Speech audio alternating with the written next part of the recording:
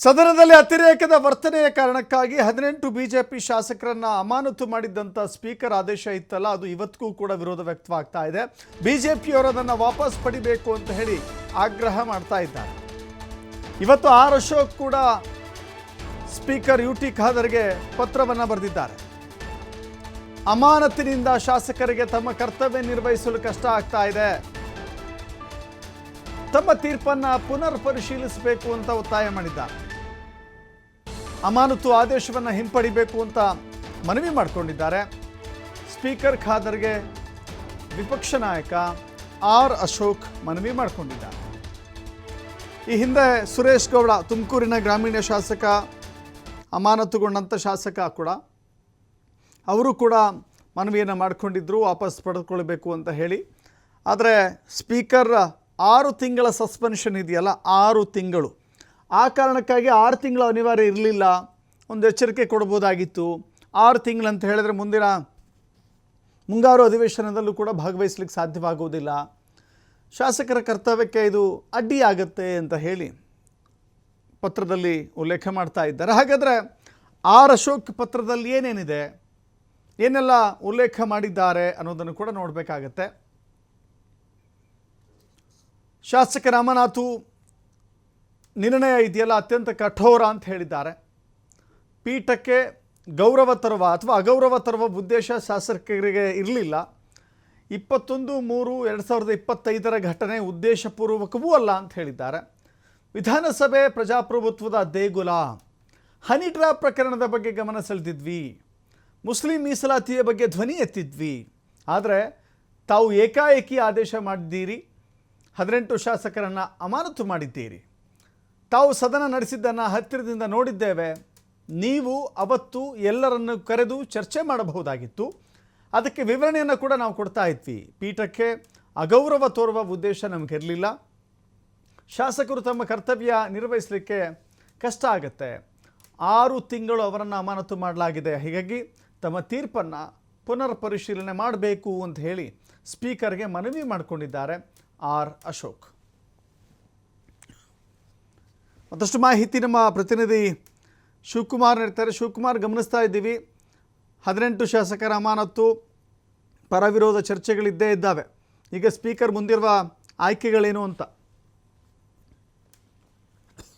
ಯಶತ್ತು, ಕಳೆದ 21ರಂದು ವಿಧಾನಸಭೆ ಅಧಿವೇಶನ ಮುಗಿದೋಯ್ತು.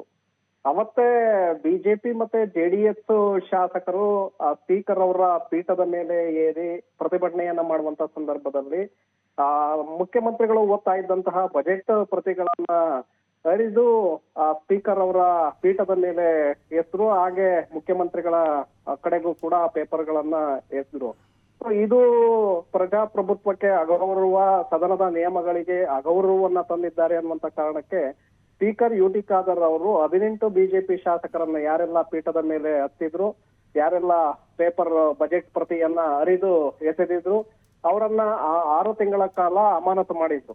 ಈಗ ಪ್ರತಿಪಕ್ಷ ನಾಯಕರಾಗಿರುವಂತ ಅಶೋಕ್ ಅವರು ಇದನ್ನ ವಿರೋಧಿಸಿ ಈಗ ಸ್ಪೀಕರ್ ಅವರಿಗೆ ಪತ್ರವನ್ನ ಬರೆದಿದ್ದಾರೆ, ಮನವಿ ಪತ್ರವನ್ನ.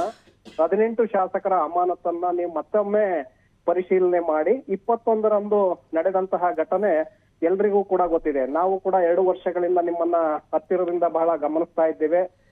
ಸದನದ ಪಾವಿತ್ರ್ಯತೆ ಹಾಳಾಗಿದೆ ಅನ್ನುವಂತ ಕಾರಣವನ್ನ ಕೊಟ್ಟು ನೀವು 18 ಶಾಸಕರನ್ನ ಅಮಾನತು ಮಾಡಿದಿರಿ. ಅವರ ಹಕ್ಕುಗಳಿಗೆ, ಇವತ್ತು ಅವರ ಕರ್ತವ್ಯಗಳಿಗೆ ಇದು ಅಡ್ಡಿ ಆಗ್ತಾ ಇದೆ, ಕ್ಷೇತ್ರಗಳಲ್ಲಿ ಕೂಡ ಕೆಲಸ ಮಾಡೋದಕ್ಕೆ ಅಡ್ಡಿ ಆಗ್ತಾ ಇದೆ. ಆ ಕಾರಣಕ್ಕೆ ನೀವು ಕೊಟ್ಟಿರುವಂತಹ ಆದೇಶವನ್ನ ಮತ್ತೊಮ್ಮೆ ಮರುಪರಿಶೀಲನೆ ಮಾಡಬೇಕು. ಆ ಒಂದು ಅಮಾನತು ಆದೇಶವನ್ನ ನೀವು ವಾಪಸ್ ಪಡಿಬೇಕು ಅನ್ನುವಂತ ಉಲ್ಲೇಖವನ್ನ ಮಾಡಿ ಸ್ಪೀಕರ್ ಖಾದರ್ ಅವರಿಗೆ ಪತ್ರವನ್ನ ಬರೆದಿದ್ದಾರೆ. ಸ್ಪೀಕರ್ಗೆ ಪತ್ರವನ್ನ ಬರೆದಿರೋದ್ರಿಂದ ಸಹಜವಾಗಿ ಸ್ಪೀಕರ್ ಕೂಡ ಅದನ್ನ ತಲುಪಿದ ನಂತರ ಗಮನಿಸ್ತಾರೆ. ಅವರು ಸ್ಪೀಕರ್ ಅವರು ಯಾವ ನಿರ್ಧಾರವನ್ನು ಬೇಕಾದ್ರೂ ತೆಗೆದುಕೊಳ್ಳಬಹುದು. ಯಾಕೆಂದ್ರೆ ಸ್ಪೀಕರ್ ಅಂತ ಹೇಳಿದ್ರೆ ಅವರು ಕೂಡ ನ್ಯಾಯಾಧೀಶರಿದ್ದಂತೆ, ಜಡ್ಜ್ ಇದ್ದ ಹಾಗೆ. ಹಾಗಾಗಿ ಅವ್ರಿಗೆ ಆ ಪೀಠದಿಂದ ಕೊಟ್ಟಂತಹ ಆದೇಶ ಏನಿರುತ್ತೆ ಅದನ್ನ ಎಲ್ಲರೂ ಕೂಡ ಪಾಲನೆ ಮಾಡ್ಬೇಕಾಗತ್ತೆ. ಈಗ ಮನವಿಯನ್ನ ಮಾಡಿರೋದ್ರಿಂದ ಪ್ರತಿಪಕ್ಷ ನಾಯಕರು ಅದನ್ನ ಪರಿಶೀಲನೆ ಮಾಡುವಂತಹ ಅವಕಾಶ ಕೂಡ ಇದೆ. ಸ್ಪೀಕರ್ ಅವರು ಮನಸ್ಸು ಬದಲಾಯಿಸಿ ತಾವು ಕೊಟ್ಟಿರುವಂತಹ ಆದೇಶ ಏನಿದೆ ಅದನ್ನ ವಾಪಸ್ ಪಡಿಬಹುದು, ಅಥವಾ ಇನ್ನಷ್ಟು ನಾನು ಕೊಟ್ಟಿರುವಂತಹ ಆದೇಶ ಹಾಗೆ ಮುಂದುವರಿಸಬಹುದು ಅನ್ನುವಂತ ನಿರ್ಧಾರವನ್ನ ತೆಗೆದುಕೊಂಡಿದ್ದೆ ಆದ್ರೆ ಅದನ್ನ ಕಂಟಿನ್ಯೂ ಮಾಡಬಹುದು. ಇದು ಆಗಿದ್ದೇ ಆದ್ರೆ ಜೂನ್ ಅಥವಾ ಜುಲೈನಲ್ಲಿ ಮುಂಗಾರು ಅಧಿವೇಶನ ಪ್ರಾರಂಭವಾಗತ್ತೆ. ಆ ಸಂದರ್ಭದಲ್ಲೂ ಕೂಡ 18 ಬಿಜೆಪಿ ಶಾಸಕರು ಸದನದ ಒಳಗಡೆ ಬರೋದಕ್ಕೆ ಅವಕಾಶಗಳಿರೋದಿಲ್ಲ. ಜೊತೆಗೆ ಅವರಿಗೆ ಸಿಗ್ತಾ ಇರುವಂತಹ ಭತ್ಯೆಗಳು ಎಲ್ಲವೂ ಕೂಡ ಬ್ರೇಕ್ ಬೀಳುತ್ತೆ. ಈ ಒಂದು ಕಾರಣಕ್ಕೆ ಈಗ ಅಶೋಕ್ ಅವರು ಪತ್ರವನ್ನ ಬರೆದಿದ್ದಾರೆ. ಸ್ಪೀಕರ್ ಇದನ್ನ ಯಾವ ರೀತಿಯಾಗಿ ನೋಡ್ತಾರೆ, ಮತ್ತೆ BSE ಸಭೆ ನಡೆಸಬೇಕಾಗತ್ತೆ.